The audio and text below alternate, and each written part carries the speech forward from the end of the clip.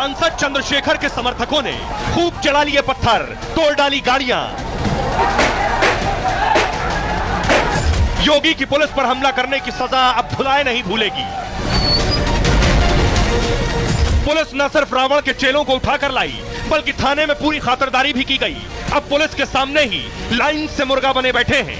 Police किसी को भी बख्शने के मूड में नहीं।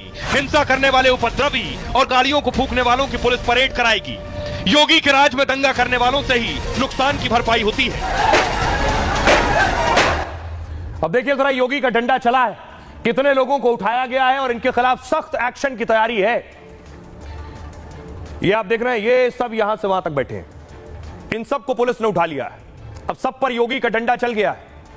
प्रयागराज हिंसा के मामले में 600 लोगों के खिलाफ एफआईआर हुई है। 600 लोग। योगी की पुलिस ने 50 आरोपियों को गिरफ्तार किया है। सीसीटीवी फुटेज के जरिए बाकी आरोपियों की पहचान की जा रही है। उपद्रवियों की गिरफ्तारी के लिए पुलिस की 15 टीमें लगाई गई। पुलिस का दावा है कि हिंसा साजिश बाकायदा प्लान था, सुनियोजित था। लाठी, डंडे, पत्थर और बोतलों में पेट्रोल भरकर लाया गया था। सांसद चंद्रशेखर रावण कल प्रयागराज के दौरे पर थे और चंद्रशेखर के दौरे के दौरान करछना में हिंसा हुई है। उपद्रवियों ने पुलिस पर पथराव किया। मौके पर मौजूद गाड़ियों में जमकर तोड़फोड़ की गई और कई गाड़ियों को आरोपियों ने आग के हवाले कर दिया। 40 से 50 गाड़ियों को उपद्रवियों ने फूंक डाला। नुकसान की भरपाई यूपी पुलिस अब उपद्रवियों से ही करेगी। इसके लिए उपद्रवियों की संपत्ति कुर्क की जा सकती है। और दिलचस्प बात यह, बड़ी बात, हिंसा में शामिल इन लोगों पर रासुका लगा है। एनएसए, राष्ट्रीय सुरक्षा कानून।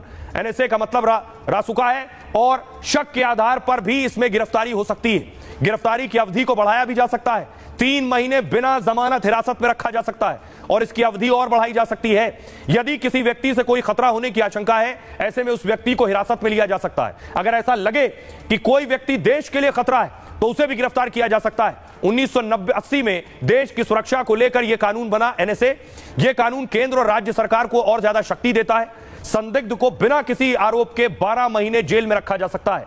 आरोप तय किए बिना 10 दिनों तक कैद रखा जा सकता है। सुनिए जरा। इसके बाद रिपब्लिक रिपोर्टर हमारे सहयोगी ने चंद्रशेखर से बात की, उन्हें सुनिए। एडमिनिस्ट्रेशन क्या जिम्मेदारी है? यहाँ भी तो कई हजार लोग हैं, कोई हिंसा हो रही है क्या? जब जिम्मेदार अधिकारी होते हैं और वो अपने कर्तव्य का सही रूप से पालन होता है, कुछ नहीं हिंसा होती है। जो गरीब बच्चे जा रहे थे उनको रास्ते में से पकड़ के, किसी को पकड़ा कहीं से होगा, दिखाया कहीं से होगा। हम 16 महीने जेल काटी है। निर्दोष, हमारा कोई रोल भी नहीं था। वहां से पकड़ के ले गए और कह दिया कि तो हमने इस घटनास्थल से पकड़े रात को और बताया अगले दिन सुबह को और बताया कि वहाँ भाग रहे थे, ये कर रहे थे, वो कर रहे थे। आरोप लगाना आसान है। तो मैं तो सीबीआई जांच की मांग कर रहा हूँ। आप भी मांग करो सीबीआई जांच। भीम आर्मी के लोग पकड़े गए, उनका क्या? पकड़ सकती है, बिल्कुल पकड़ सकती है। मैं कह रहा हूँ भीम आर्मी के लोग ही तो हैं जो बहन बेटी को सम्मान के लड़ रहे हैं। भीम आर्मी के लोग ही तो हैं जो अपने दिन रात नहीं देख रहे हैं, समाज के लिए खड़े हैं। आप बताओ ना, उस हत्या हुई है, उस परिवार को वापस ला दोगे बेटा? मुख्यमंत्री आप कोई मिलकर ला तो लाओ, देखो मैं देख लूं।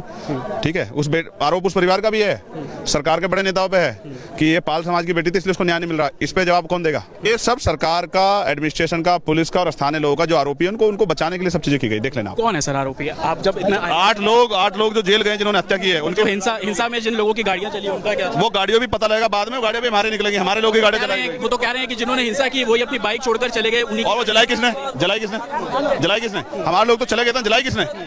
जलाई तो उन स्थानीय लोग हैं ना, उन पे मुकदमे दर्ज होने चाहिए। हम लगेंगे इसमें, उन पे मुकदमे दर्ज कराएंगे, आप चिंता मत करो।